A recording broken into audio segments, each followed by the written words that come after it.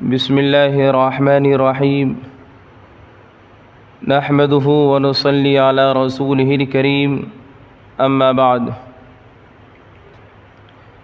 فقد قال النبی صلی اللہ علیہ وسلم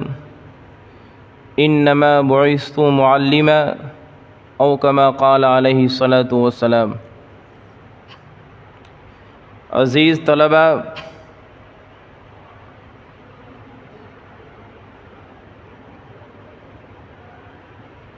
استاذ اور شاگرد یہ دونوں رشتے انتہائی مقدس اور پاکیزہ رشتے ہیں۔ استاد اور شاگرد کا رشتہ بڑا پاک رشتہ ہے،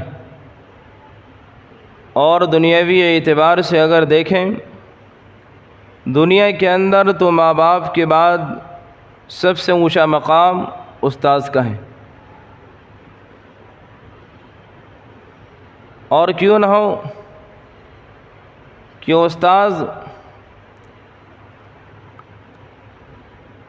طالب علم کے ساتھ ہر طرح کی خیر خواہی کرتا ہے، اسے جہالت کی تاریکی سے نکال کر روشنی کے راستے پر چلاتا ہے، علم کی روشنی سے مالا مال کرتا ہے، علم کی دولت سے مالا مال کرتا ہے۔ اور علم کی دولت ایک ایسی دولت ہے جو کبھی ختم نہیں ہوگی، کوئی اسے چھیننے والا نہیں، نہ کوئی اسے چرا سکتا ہے، نہ یہ دولت ایسی ہے کہ دولت لٹ سکتی ہے، ختم ہو سکتی ہے، بلکہ یہ دولت لا زوال دولت، یہ دولت ہمیشہ ہمیشہ رہنے والی دولت ہے۔ اور اس سلسلے میں جو استاذ کی قربانی ہوتی ہے، علم سکھانے کے سلسلے میں بڑی قربانی ہوتی ہے۔ استاذ ایک آئیڈیل ہے بچے کے لیے، استاذ کا وجود ایک آئینے کی طرح ہے کہ جس طرح آئینے میں آپ جو چیز دیکھیں گے وہی چیز نظر آئے گی۔ ایک انسان اپنے چہرے کو پوت کر کے اور آئینے کے سامنے کھڑا ہو جائے تو اس کا چہرہ پتا ہوا دکھے گا۔ ایک انسان اپنا چہرہ صاف کر کے آئینے کے سامنے آ جائے تو اس کا چہرہ صاف دکھے گا۔ اسی طرح استاذ ایک آئینے کی طرح ہے کہ جس طرح آئینے میں جو چیز ہم دیکھیں گے وہی چیز نظر آئے گی، ایسے استاذ کو آئینے کی طرح ہونا چاہیے۔ اور یقیناً استاذ اپنی جانب سے بھرپور کوشش بھی کرتے ہیں۔ آپ لوگ قابل مبارکباد ہیں کہ آپ لوگ علم سیکھنے کے لیے آئے ہیں۔ دور دراز سے علاقے کے بچے بھی ہیں، دور کے بھی بچے ہیں۔ علم سیکھنے کے لیے سب سے پہلی ذمہ داری اور سب سے پہلا فرض آپ کے اوپر یہ ہے کہ آپ اپنے استاذ کا احترام کریں، آپ اپنے استاذ کا ادب کریں۔ استاذ کی عظمت آپ کے دلوں میں ہونی چاہیے۔ اگر آپ کے دلوں میں استاذ کی عظمت نہیں، استاذ کا ادب نہیں، تو پھر آپ علم بالکل نہیں سیکھ سکتے۔ بظاہر آپ نے علم سیکھ لیا، لیکن آپ کو علم کبھی بھی فائدہ نہیں دے گا جس علم سے انسانی نہ بنے، جس علم کو سیکھنے کے بعد پڑھنے کے بعد آپ کے اندر انسانیت نہ آئے، آپ انسان نہ بنیں۔ جس شخص نے آپ کو سکھایا، آپ کے استاد نے آپ کو سکھایا، جب آپ ان کی عزت نہ کرے، ان کا احترام نہ کرے، ان کا ادب نہ کرے، تو پھر وہ علم بیکار، اس علم سے جاہل رہنا بہتر ہے۔ اس لیے سب سے پہلی ذمہ داری ہے، سب سے پہلا شرط ہے، اول شرط، اگر آپ کامیاب ہونا چاہتے ہیں دنیا کے اندر، اگر آپ چاہتے ہیں کہ زندگی کے ہر موڑ پر کامیابی کے جھنڈے گاڑے، ہر جگہ آپ کا نام ہو، آپ کی طوطی بولے، تو آپ سب سے پہلے آپ کے جتنے بھی اساتذہ کرام ہیں ان سارے استاذ کا احترام کریں، ان کا ادب کریں، ان کی عزت کریں، ریسپیکٹ کریں۔ آج بہت سارے لوگ سال میں ایک خاص دن کو استاذ کے لیے متعین کر لیا ہے۔ اگر آپ اس کی تحقیق میں جائیں تو ایک لمبی چوڑی بات ہے کہ سال میں ایک دن 5 ستمبر کے دن کو ٹیچرز ڈے کے طور پر منایا جاتا ہے اس ملک کے اندر۔ حالانکہ پوری دنیا 5 اکتوبر کو پورے ورلڈ میں 5 اکتوبر کو ٹیچرز ڈے منایا جاتا ہے، لیکن ہمارے ملک کے اندر 5 ستمبر کو ٹیچرز ڈے منایا جاتا ہے۔ آپ اگر اس کی تاریخ کے اندر جائیں، اس کی حقیقت میں جائیں تو آپ کو معلوم ہونا چاہیے کہ اس ملک کے دوسرے راشٹرپتی، دوسرے صدر جمہوریہ ہند رادھا کرشن جی، جو اپنے آپ میں بہت بڑے علم دوست تھے، بہت بڑے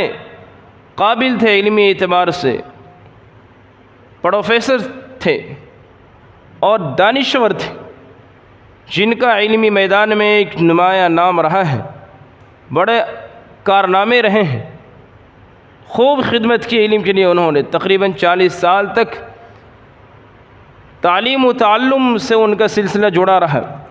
جب وہ راشٹرپتی بنے تو ان کے کچھ اسٹوڈنٹس، ان کے شاگرد ان کے پاس آئے اور آنے کے بعد ان سے کہا کہ ہم یہ چاہتے ہیں کہ جو آپ کی یوم ولادت ہے، جس دن آپ پیدا ہوئے، آپ کی پیدائش کے دن کو ہم لوگ سیلیبریٹ کریں۔ انہوں نے اپنے شاگردوں سے منع کر دیا کہ نہیں، میری پیدائش کے دن کو سیلیبریٹ نہ کرو، بلکہ اس دن ان کی نظر میں علم کی بڑی اہمیت تھی، اس لیے انہوں نے کہا کہ اس دن کو ٹیچرز ڈے کے طور پر مناؤ، ٹیچرز کا احترام تمہارے دلوں میں ہونی چاہیے۔ چنانچہ اس دن سے اس ملک کے اندر 5 ستمبر کے دن کو خاص طور سے ٹیچر کے لیے متعین کر دیا گیا کہ 5 ستمبر کو ٹیچرز ڈے منایا جائے۔ میرے بچوں، میں آپ سے کہتا ہوں اور ان لوگوں سے بھی کہتا ہوں کہ صرف سال میں ایک مرتبہ ٹیچرز ڈے منا کے کیا یہ ٹیچرز کو اس کا حق مل جائے گا؟ نہیں، ہمارا مذہب، ہمارا اسلام یہ سکھاتا ہے کہ استاذ کے اتنے احسانات آپ کے اوپر، آپ کے استاذ کے اتنے احسانات ہیں کہ آپ ان احسانوں کو بدلہ چکا نہیں سکتے ہیں۔ آپ سال میں ایک بار کیوں آپ روز ٹیچرز ڈے منائیں؟ یہ ہمارا مذہب ہمیں سکھاتا ہے۔ آپ ہر دن ٹیچرز ڈے منائیں، آپ کے دل میں ٹیچر کا احترام ہو، ہر وقت جب آپ کی ٹیچر سے ملاقات ہو، آپ کے لیے ہر دن جب بھی کلاس میں آئے، جب بھی اپنی کلاس میں آئے، درسگاہ میں آئے اور ٹیچر سے ملاقات ہو تو سمجھے کہ یہ آج کا دن ہمارے لیے ٹیچرز ڈے، کہ آج ہم اپنے ٹیچر سے ملاقات کریں گے، کیونکہ ٹیچرز آپ کے اساتذہ ہر دن نئے سبق پڑھاتے ہیں، ہر دن آپ کو نیا علم ملتا ہے، ہر دن آپ کچھ نہ کچھ نئی چیز سیکھتے ہیں، ہر دن نئی چیز آپ کے لیے ہوتی ہے۔ تو اس لیے میرے بچوں، کہ اگر آپ دیکھیں ہر چیز آپ کو نیا علم ملا، نئی چیز آپ کو سیکھنے کو ملی، اس لحاظ سے اگر دیکھیں تو ہر دن ٹیچرز ڈے منانا چاہیے۔ ہمارا مذہب ہمیں یہ کہتا ہے، خاص طور سے کسی ایک دن کو منا لینا، سیلیبریٹ کر لینا، اسلام میں اس کا کہیں سے کوئی ثبوت نہیں ملتا ہے۔ شرعی اعتبار سے جو ہم نے آج معاشرے میں رواج دے رکھا ہے ٹیچرز ڈے کا، شرعی اعتبار سے کہیں سے کوئی تعلق نہیں، کوئی لین دین نہیں۔ اپنے اساتذہ کا احترام دل میں ہو، دل میں احترام ہو، یہ نہیں کہ صرف سال میں ایک بار احترام کرو اور آخر دن استاد کی شان میں گستاخی کرے، ایسا نہیں ہونا چاہیے۔ میں نے آپ سے شروع میں ہی کہا تھا کہ ماں باپ کے بعد سب سے بڑا احسان کسی کا ہے تو آپ کے استاذ کا ہے۔ میرے ایک استاذ بہت بڑے، حضرت مولانا عبدالسلام صاحب دامت برکاتہم العالیہ، ایک مرتبہ انہوں نے اپنے درس میں تذکرہ کرتے ہوئے کسی بڑے عالم کے قول کو ذکر کیا کہ ان کا قول یہ ہے کہ ماں باپ تو بچے کی پیدائش کا ذریعہ ہے، ماں باپ تو بچے کی پیدائش کا ذریعہ ہے، اور اس استاذ نے بچے کو بنایا، سنوارا، نکھارا۔ تو استاذ کا بڑا کردار ہے، کسی بھی قوم کی تعمیر میں، ترقی میں استاذ کا بڑا رول ہے۔ جس قوم نے بھی ترقی کی، جس انسان نے بھی ترقی کیا، آپ اس کی زندگی اٹھا کر کے دیکھیں کہ اس کے استاذ کا بڑا کردار رہا ہے۔ یقیناً اساتذہ کرام مبارکباد کے مستحق ہیں، ان کی بے شمار قربانیاں ہیں، لیکن جیسی قربانی ہے وہ اس کے اعتبار سے انہیں صلہ نہیں دیا جا رہا ہے، انہیں صلہ نہیں مل رہا ہے۔ صرف ایک دن آپ سیلیبریٹ کر کے یہ ان کے ساتھ ناانصافی۔ آپ ہمیشہ اپنے استاذ کا احترام کریں، اور بزرگوں سے ہم نے سنا ہے کہ کسی کی، اور ہمارا خود کا معمول ہے کہ اپنے اساتذہ کرام کے سامنے میں ہمت نہیں ہوتی کہ ان کے سامنے بے سلیقے بیٹھ جائیں یا ان کے سامنے بدتمیزی سے پیش آ جائے، لیکن آج بڑا عجیب معاملہ ہے۔ اسی طرح میں اساتذہ کرام سے بھی ان کی خدمت بھی چند گزارشات پیش کرنا چاہتا ہوں کہ یہ بچے جو آپ کے پاس ہیں، جو علم سیکھنے کے لیے آپ کے پاس آئے ہیں، چاہے مدرسے میں ہوں یا اسکول میں ہوں، کالج میں، یونیورسٹی میں ہوں، یہ بچہ آپ کے پاس ایک امانت ہے، قوم کی امانت ہے، قوم نے آپ کو دی ہے اس بچے کو بنانے سنوارنے کے لیے۔ آج کا دن محاسبہ کا دن ہے، ٹیچرز خود محاسبہ کرے کہ ہم نے ان بچوں کے ساتھ کیا کیا، ہم نے ان کا جو حق تھا وہ حق ہم نے ادا کیا نہیں ادا کیا، ہم نے پورے سال کیسا پڑھایا، کیسا لکھایا، ہم نے ان کی تربیت کی ہے، تربیت نہیں کی۔ آج جو نظام چل رہا معاشرے کے اندر، جو تعلیم کا نظام، بالخصوص اسکولوں کے اندر آپ جا کر کے دیکھیں تو علمان الحفیظ دیکھنے کے بعد بس سوائے خانہ پوری کے کچھ نہیں ہے کہ اساتذہ کرام آتے ہیں اور آنے کے بعد بورڈ پر لکھا دیا اور کچھ نہیں پتہ بچوں نے سمجھا یا نہیں سمجھا، کچھ مطلب نہیں۔ بچوں کی تربیت سے کوئی مطلب نہیں کہ یہ بچے غلط کام میں ملوث ہیں، اس بچے کے اندر غلط عادتیں پائی جا رہی ہیں، ہم اس بچوں کی تربیت کریں، ہم انہیں ایک اچھا شہری بنائیں۔ اس بات کی پرواہ کسی کو نہیں، صرف ہر شخص نے تعلیم کو تعلیم نہ بنا کر کے تجارت بنا لی، بزنس، کہ ہم اسے بزنس کے طور پر ہم نے بزنس بنا لیا۔ اس لیے یہ وقت محاسبے کا وقت، اپنے گریبان میں جھانک کر کے دیکھیں اساتذہ کرام، اپنے آپ کو دیکھیں کہ ہم نے ان کے ساتھ کیا کیا۔ یاد رکھیں اگر آپ نے آج ان بچوں کے ساتھ ناانصافی کی، حق تلفی کی، تو کل قیامت کے دن اللہ رب العالمین کے اساتذہ کرام کو جواب دینا پڑے گا۔ یہ بچے امانت ہے، اللہ کے رسول صلی اللہ علیہ وسلم کی حدیث ہے کہ تم میں سے ہر شخص نگہباں ہے اپنے ماتحت میں رہنے والوں کا، جو لوگ ان کے انڈر میں ہیں، جو لوگ کسی کے انڈر میں ہیں اور جو نگراں ہیں، وہ نگراں امین ہیں۔ کل قیامت کے دن ان سے سوال کیا جائے گا کہ جو لوگ تمہارے ماتحتی میں تھے تم نے ان کے ساتھ کیا کیا۔